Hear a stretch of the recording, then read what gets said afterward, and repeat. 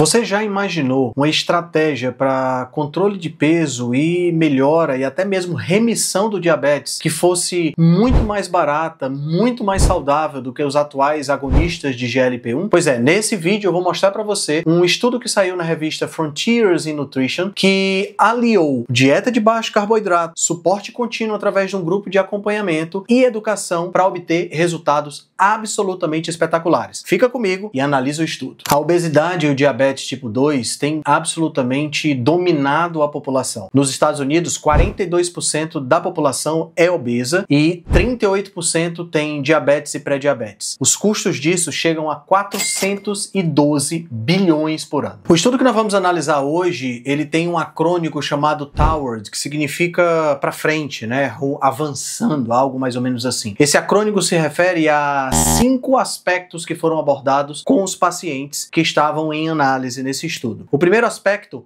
é a comunicação por texto. Os pacientes tiveram acesso a um aplicativo de mensagens onde eles poderiam se comunicar em tempo real com uma equipe de médicos e coaches que dava as orientações necessárias. Isso envolvia tira dúvidas sob demanda, isso envolvia, por exemplo, se você estivesse no supermercado e tivesse com dúvida de que produto você devesse comprar, você tinha como tirar essa dúvida em tempo real. Esse tipo de abordagem é fundamental porque grande parte das dúvidas surge depois da consulta. Além disso, o segundo ponto eram intervenções online. Esses indivíduos tinham sessões semanais com médicos e coaches para manter-se alinhados. Veja, motivação semanal. O terceiro ponto dessa abordagem era uma educação continuada. Essa questão da educação é talvez um dos pontos mais importantes e que eu reforço muito no meu trabalho. Você obter informações, você obter conhecimento para tomar decisões mais acertadas é fundamental. Aulas e materiais educativos estavam à disposição sobre metabolismo e alimentação para esses pacientes. O quarto ponto importante era o monitoramento remoto. Glicose, cetonas e peso eram monitorados remotamente. O uso de monitores contínuos de glicose foi fundamental para o sucesso desse plano. Imagina, você está usando o monitor contínuo de glicose e está vendo a sua glicemia em tempo real em um gráfico. E na hora que você, digamos, toma um refrigerante, por exemplo, você observa essa glicemia subindo assustadoramente e você vê o efeito dessa glicemia, desse refrigerante na sua glicemia.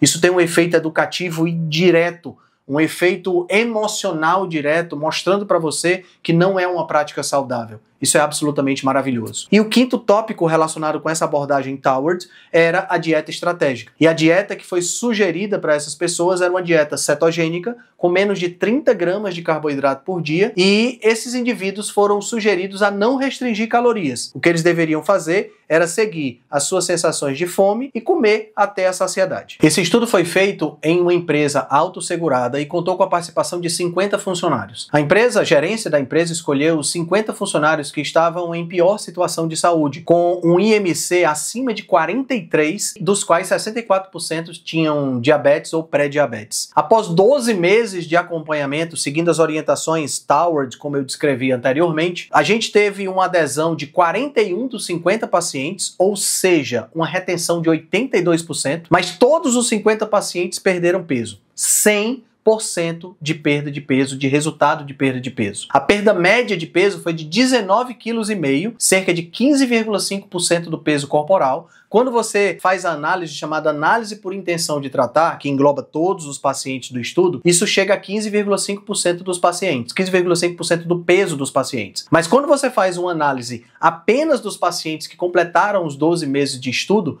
né, ou seja, 82% deles, você vê 16,6% de perda de peso, o que é absolutamente fantástico. 96 medicamentos foram desprescritos. Pessoal, pensa na economia. Apenas 8 medicamentos foram prescritos. Pacientes que usavam os análogos de GLP-1 descontinuaram e não recuperaram o peso após parar. Isso é fantástico, porque mais de 70% das pessoas que param os análogos de GLP-1, eles acabam recuperando o peso. E a economia foi de $1.700 por paciente, comparado com os $13 mil de gasto quando se usa os medicamentos. Esses dados mostram que o estilo de vida pode ser tão eficaz quanto os medicamentos, mas sem os custos e sem os efeitos colaterais. É claro que esse estudo ele tem algumas limitações. Primeiro é um estudo multifatorial. não foi apenas a dieta cetogênica que foi testada, foi todo um grupo, um conjunto de orientações. Então a dieta cetogênica não pode ser considerado uma bala mágica, uma bala de prata. Outra limitação é que não houve grupo controle. Seria interessante ter um estudo como esse feito em comparação com um grupo controle que usasse uma outra estratégia dietética. Embora a gente já tenha diversos estudos onde dietas de baixo carboidrato já tenham sido comparadas com dietas de mais alto carboidrato.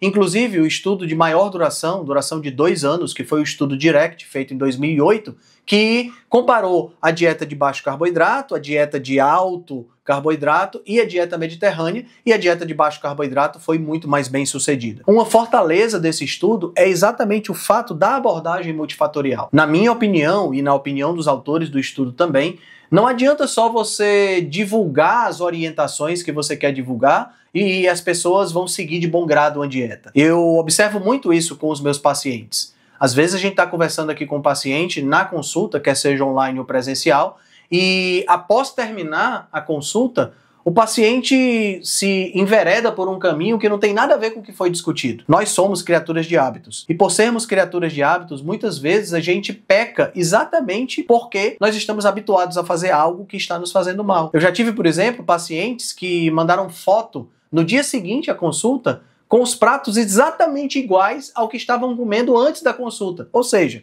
não fizeram mudança nenhuma na alimentação e achavam que estavam fazendo. O hábito fala mais alto. A orientação online, a orientação continuada, quer seja através do WhatsApp, quer seja através de um aplicativo específico, quer seja com a possibilidade de você conseguir mostrar para a pessoa continuamente como deve ser feito, é fundamental. Essa é uma das características do meu trabalho. Eu adoro exatamente isso. Eu costumo falar para os meus pacientes quando está terminando a consulta que a parte mais importante não é a consulta.